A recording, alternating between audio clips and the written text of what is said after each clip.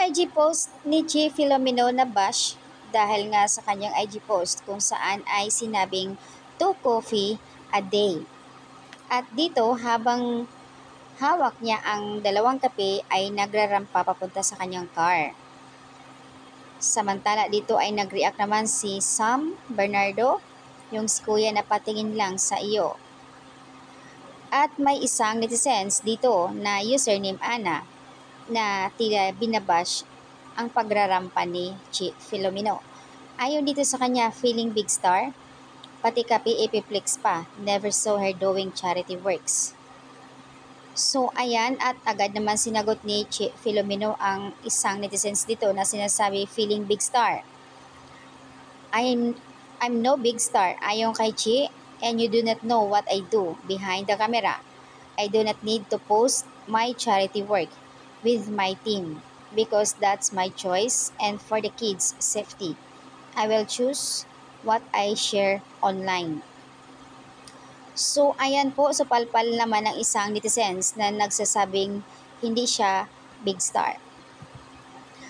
Ambag mo muna sa buhay mo te bago mo siya ibabash ayon sa mga fans ni Chi Filomeno.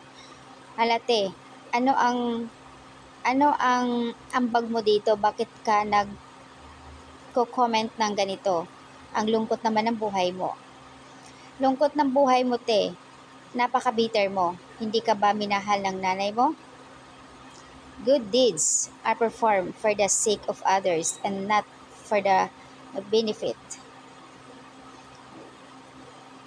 Hi, sumagot naman ng isang netizens dito, she's not a feeling big star naman.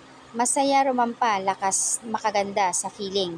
Try mo muna rumampa ng hawak mo ang kape at tingnan mo ang sarili mo. So ayan po, sinupalpal naman ng isang netizens dito na sinasabing feeling big star si Chi Filomeno. Agad naman na-rescue ng mga fans ni Chi. Kaya naman hindi na siya nakapag-reply dito, hindi na siya nakapagbigay komento dahil nga at doon sa account niya makikita mo naka-private account na siya. So ayan, pag inggit nga, pikit mata. Bakit kaya ang mga netizens ang dadaming mga comment na hindi maganda against dito? Ayaw naman dito kay Michael, mami kape na lang muna tayo, usapan bakit rumampa. I'm so sorry ayon kay Chi. So, ayan po yung update dito, nakakaloka. Manlibre ka daw kasi sa kanya bago para hindi ka maibash. Ayon naman dito kay Chi, sana sinabi niya para ilibre ko siya. At all, hindi ko siya kilala.